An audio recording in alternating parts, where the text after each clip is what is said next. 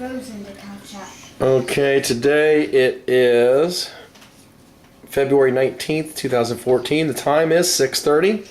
I have an audience of 1, 2, 3, 4, 5, 6, 7, 8. All right. Let's get things straightened around here. Can you stay here?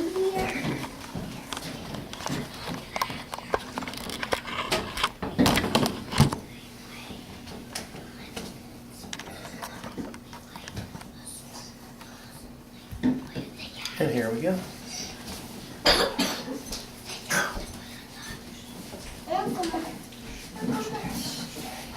A few weeks ago, school was canceled for my children due to cold weather conditions. We had a lot of snow. And intentionally, I was paying attention to my 13-year-old daughter to see how she spent her day. She got up at 8 a.m., ate a bowl of cereal. I asked her what she was going to do after her cereal, and she said she was going to go to her room and watch TV, which she did. As I walked by her room, I saw her watching TV. Looked like she had one of those earbuds in for the iPod, and saw something going on with a cell phone, texting, maybe looking at a picture, not really sure. At 10 a.m., I found her curled up in the recliner in the family room, and she was watching Netflix, I think, on her Kindle. She once again had her iPod and her cell phone close by. She took a break at noon to eat lunch, and after lunch I decided I was going to take everybody out to do some sled riding, but she said that she didn't want to go, that she would rather stay inside and maybe watch some more TV. So she went back to her room to watch TV. At 3 p.m. I found her laying on the couch in the family room, watching the big screen. I think she was catching up on some shows that she may have been behind on. And she did have her cell phone with her at that point. At 6 o'clock, she took a break to eat dinner. And being the good girl that she is, she did chores. She helped with putting the dishes away, washing the dishes, sweeping the floor, taking the trash out. And after all this, she took a shower. And well, I think it was 8 o'clock. It was 8 o'clock. She took a shower and she went to bed. Before she went to sleep, she had her TV on, and I definitely saw her doing that Snapchat thing with her iPod. And she was texting for I don't know how long. She said the next day maybe a couple hours before she fell asleep. So I say all of this because it makes me think I'm either severely failing as a parent or times have changed. Where's the self-creativity and self-imagination gone that used to keep me outside for hours at a time? When there was snow on the ground, I was out sled riding and my parents would be screaming at me to come in. What happened to reading magazines and books? What happened to developing interpersonal communication skills by just talking to someone on the phone? All I see now is I see all this texting going on with all of our young people, and I don't hear the conversations anymore. Well, I realize that this isn't just a problem for me and my family, but I see this going on everywhere.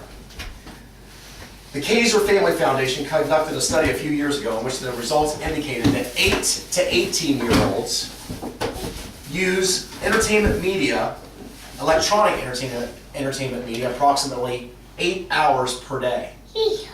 So who's the Kaiser Family Foundation?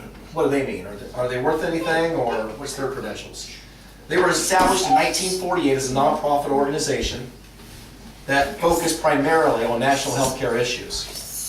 ABC News recognizes this study as, I quote, among the largest and most comprehensive publicly available source of information about media use among American youth. The Kaiser study also concluded that the same age group can actually use multiple electronic devices simultaneously to accrue 11 hours of use in an 8-hour day. So that's a lot of electronics. That's a lot of television. That's a lot of computers. That's a lot of everything. So how is this affecting our children? Increased obesity and chronic health problems have been proven in people who sit for extended periods of time. That's according to the American Heart Foundation. Now that's not just kids, that's everybody. You sit too long, it hurts you. The Center for Disease Control website also warns that viewing television more than 2 hours a day is a leading factor for childhood obesity.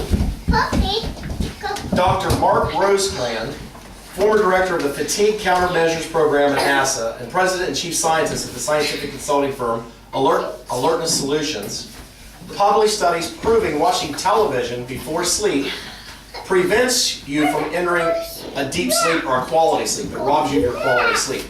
And that makes sense because my wife and I have a TV in our room, and we certainly do watch it before we go to bed. And if I didn't have that TV in my room, I would fall asleep sooner. There's no doubt about it. And finally, the American Academy of Pediatrics recommends parents to not allow more than 2 hours of television for children 2 and under a day to help them develop their communication skills with their parents, not to learn it from the television. Now, I had to think about that one for a minute. Having multiple children, I thought, why would somebody how would a 2-year-old sit in front of a TV for 2 hours a day? Well, that's easy for me to answer because anybody in here that's had a 2-year-old, if you can find anything that keeps that 2-year-old calm for just a few minutes, everybody's all about it. So if that TV wants to be my babysitter for a few minutes so that I or my wife can do dishes, do a little laundry, start cooking dinner, or just flat out have a few minutes of peace, I'm all about that. Unfortunately, I don't think my children can sit in front of the TV for more than 2 hours, but it's a nice thought. I can see where that could happen. So in conclusion, I have researched and determined what I need to do to help our children.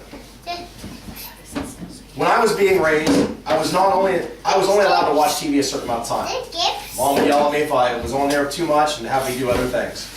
I was also only allowed to be on the phone for 20 minutes at a time. I still remember that, 20 minutes at a time. Because if not, I would talk for all hours of the night. I'd be on there talking to my girlfriend, my buddies, and all that good stuff. So, yeah, I was definitely a talker. I respect that my parents did that for me. Now that I have children, I need to give that example to my children.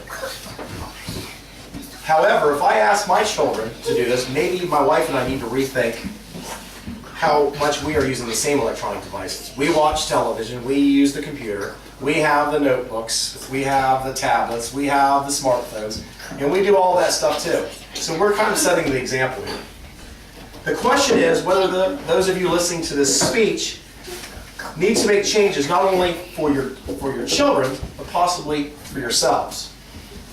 I ask this question not to pass judgment or tell anybody what to do, but only to evaluate if the digital devices in your life are worth the time being invested by possibly you and other family members. Thank you. 7 minutes on the money. Yay. I don't know how you do it.